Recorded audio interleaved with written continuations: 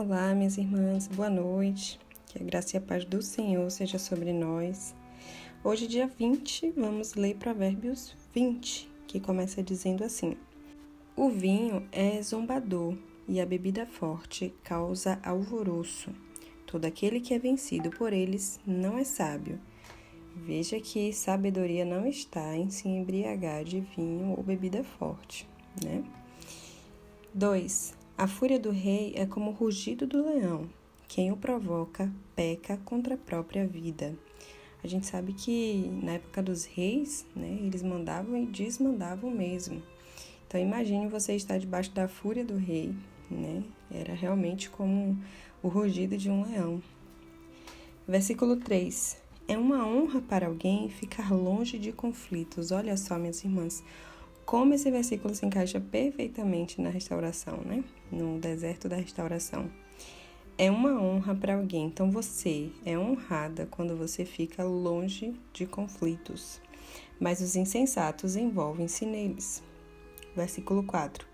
O preguiçoso não ara as terras porque é inverno. Por isso, no tempo da colheita, procura e não encontra nada. O propósito do coração humano são como águas profundas, mas quem é inteligente sabe como trazê-los à tona.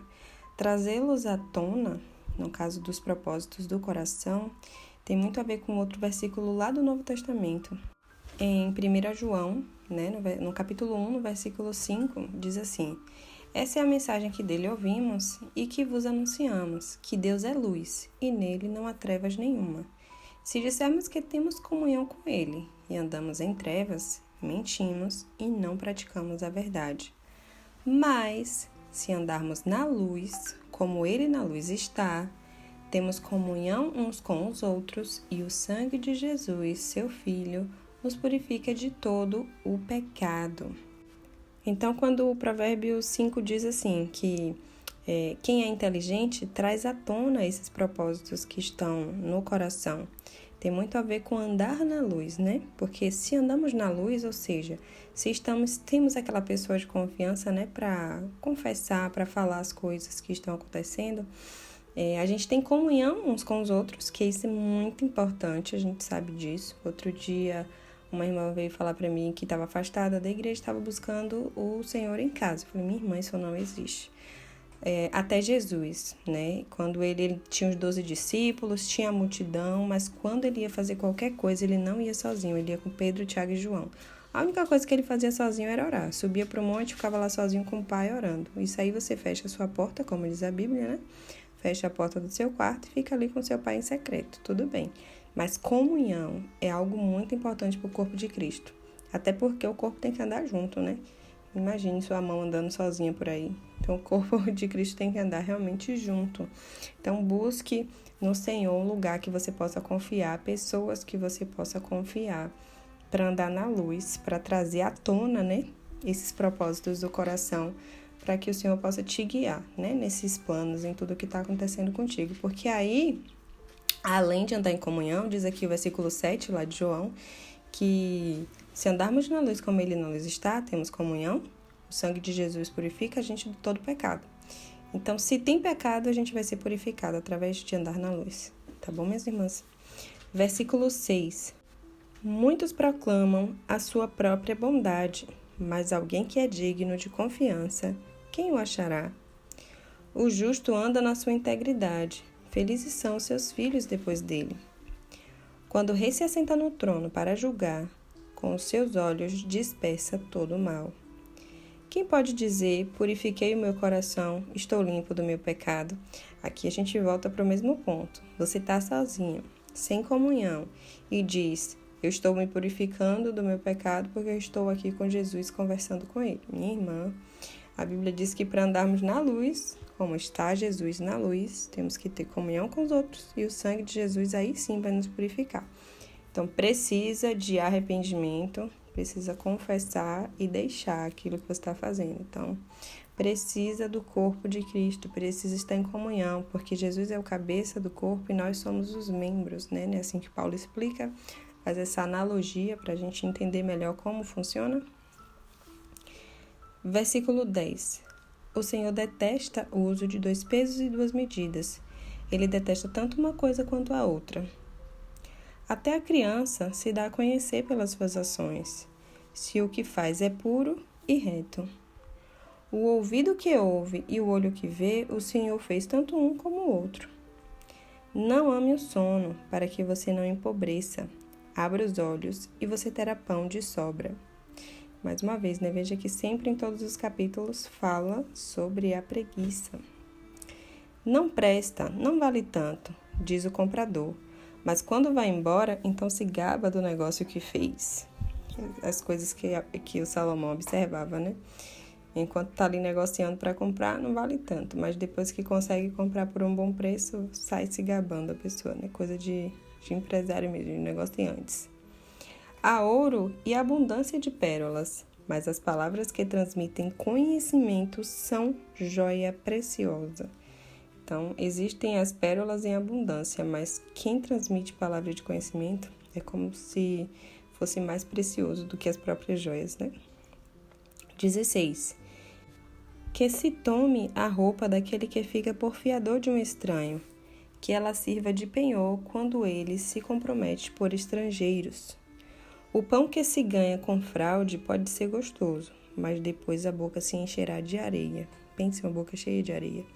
Muitas pessoas fazem isso, né? Acha que está levando vantagem fazendo algo, mas no final as consequências são como se fosse realmente areia na boca.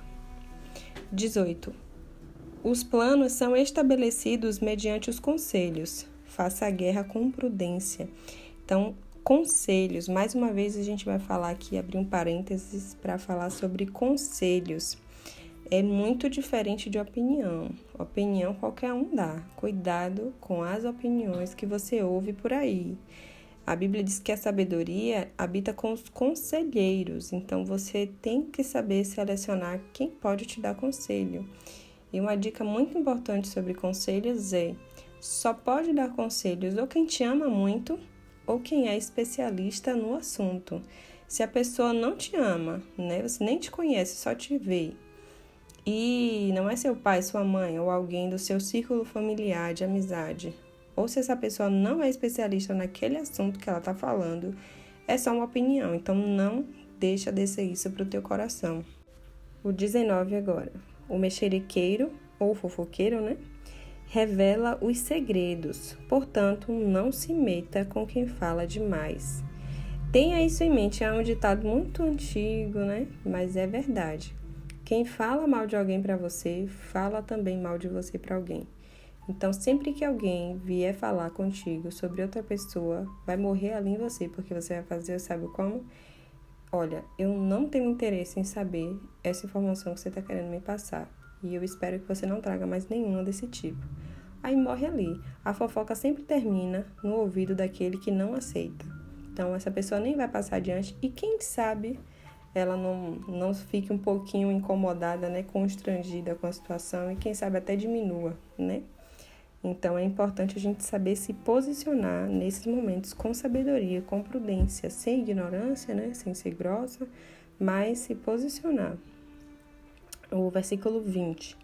Se alguém amaldiçoa o seu pai ou a sua mãe, a sua lâmpada se apagará na mais densa escuridão.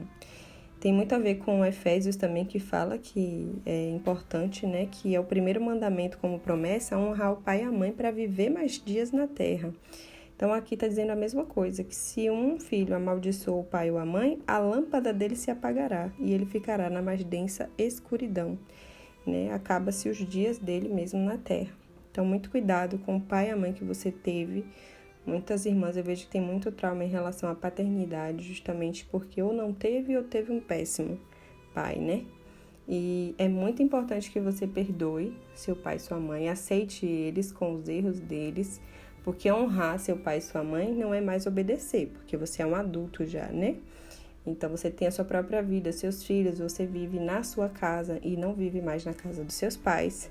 Então, como é que você honra seu pai e sua mãe? Você honra eles, aceitando eles como eles são, né? Sem querer dizer que ele é assim ou assado, que fez isso ou aquilo. Não, pelo contrário. Você aceita os defeitos e convive em paz com eles, tendo a certeza de que não importa os erros deles, você precisa honrar, né? Então, que você possa tirar da sua mente que aquele versículo bíblico é para honrar pai e mãe bonzinho, legal. Não, é pai e mãe, não importa se ele foi bom, se ele foi ruim, se ele foi o pior pai do universo ou a pior mãe do universo, é para honrar do mesmo jeito, porque a Bíblia é muito clara, quem não honra vai viver menos tempo. Versículo 21. A posse antecipada de uma herança, no fim, não será abençoada. Aqui a gente lembra da história do filho pródigo, né? Ele antecipou a herança, o pai estava vivo, ele pediu uma herança de pai vivo, isso não existe, né? Herança é para quando alguém morre. E ele pediu essa antecipação de uma herança. E no fim ela não será abençoada. E a gente bem conhece a história do filho pródigo, né? Quase comeu comida de porcos, voltou para casa para ser um empregado do pai. Né? Mas a gente sabe que o pai, aquela figura de pai também representa Deus quando a gente vai para o mundo e se perde, né? E o Senhor sempre está ali de braços abertos para aceitar quem se arrepende, né? E deixa o pecado. Quem se arrepende, confessa e deixa. Veja que ninguém precisou falar nada para ele. Ele mesmo, caindo em si, a Bíblia ainda fala assim, e caindo em si, ele disse, tantos empregados do meu pai têm tudo em fartura e eu aqui vou voltar para a casa do meu pai. Ele fez o plano todo. Vou pedir perdão a ele, dizer que eu não sou digno de ser filho, que é para ele me tratar como um dos empregados. Ele traçou um plano e foi lá e cumpriu. Então, como é importante fazer os planos, né? Agora, o versículo 22, que se encaixa também perfeitamente no deserto da restauração, que diz assim, não diga, vou me vingar do mal, espere no Senhor e Ele o livrará. E como cabe, né? Como cai como uma luva na nossa mão, aqui na mão de muitas irmãs, que entendem que precisa se vingar de alguma forma das coisas que tem passado, que são realmente humilhações, tristezas, enfim. Mas você tem que fazer isso aqui, ó. Espere no Senhor e Ele o livrará. 23. O Senhor detesta o uso de 2 pesos e uma balança desonesta não é boa. Tá sempre falando disso, né? O 24. Os passos de cada pessoa são dirigidos pelo Senhor.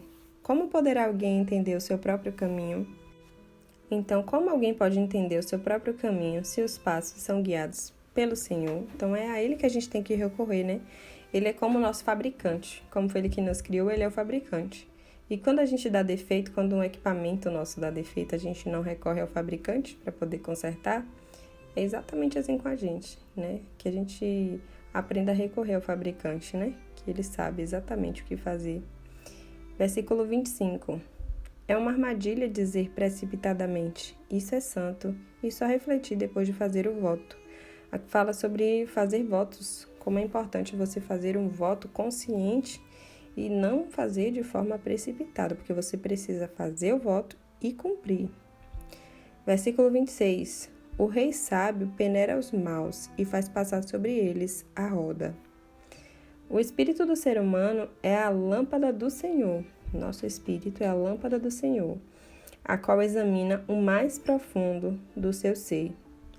Bondade e fidelidade preservam o rei. É com bondade que ele sustém o seu trono. 29. A glória dos jovens é a sua força, e a beleza dos velhos são seus cabelos brancos. Os vergões da ferida purificam do mal, e os açoites limpam o mais íntimo do corpo. Esse foi o Provérbios 20.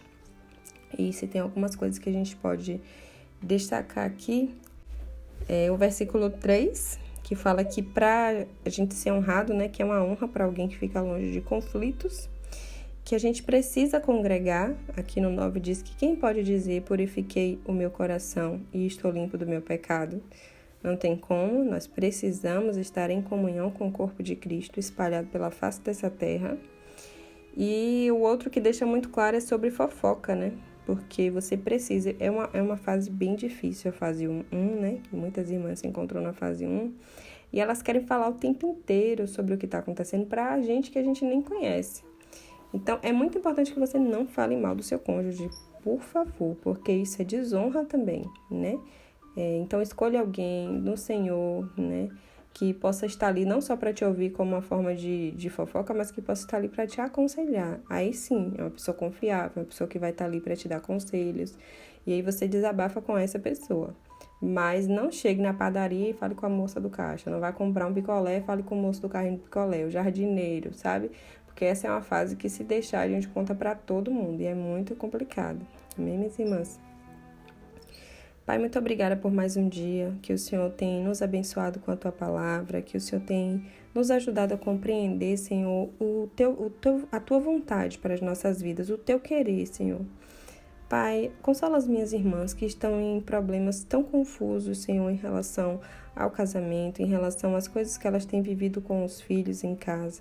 Pai, nos ajuda a ser mães segundo o Teu coração, nos capacita, Pai, todos os dias para que a gente possa viver em santidade, Te obedecendo, cumprindo os Teus mandamentos, fazendo a Tua vontade. Pai, não nos deixa fazer aquilo que o nosso coração deseja, pois a Tua palavra diz que o nosso coração é enganoso, Pai. Que em nome de Jesus a Tua palavra esteja gravada nos nossos corações, para que a gente não peque contra Ti. Pai, ajuda as minhas irmãs, Senhor, que estão agora no início do deserto, que estão tristes, depressivas, desesperadas, sem entender, Senhor. Parece que o mundo caiu sobre a cabeça delas. Pai, em nome de Jesus, alcança as minhas irmãs, Senhor, com a Tua paz, que excede o entendimento, com a Tua graça, Senhor, que a Tua graça seja sobre elas, sobre a casa, sobre os filhos. Que o Senhor alcance o coração desses maridos, Senhor, que o Teu Espírito Santo possa encontrar lugar para convencê-los, Senhor, da justiça, do pecado e do juízo, Pai. Só o Teu Espírito Santo pode fazer isso. Que as minhas irmãs aprendam a ficar em silêncio.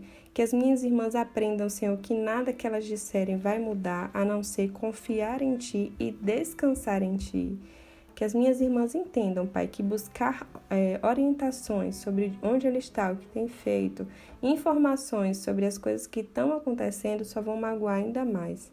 Que elas possam descansar em Ti para ter a fé fortalecida e se levantarem desse lugar, Senhor, que elas estão, para que elas possam ser bênção na vida da família, na vida dos filhos, e que a luz delas brilhe, Senhor, cada dia mais, até ser dia perfeito, Pai, para que o Teu nome seja glorificado através das atitudes e das reações das minhas irmãs em meio a todos os problemas. Que as pessoas olhem e não entendam a paz que elas têm, que elas não entendam como uma pessoa pode viver em santidade diante das situações, mas que, acima de tudo, elas possam ver que é o Teu trabalhar na vida delas, que as pessoas possam buscar a Tua face, Senhor, através do testemunho das minhas irmãs, para que Teu nome seja todos os dias glorificado através de nós e para que possamos levar a Tua palavra, o Teu reino, o domínio, Senhor, o Teu domínio sobre a vida de cada um, porque esse é o nosso propósito eterno.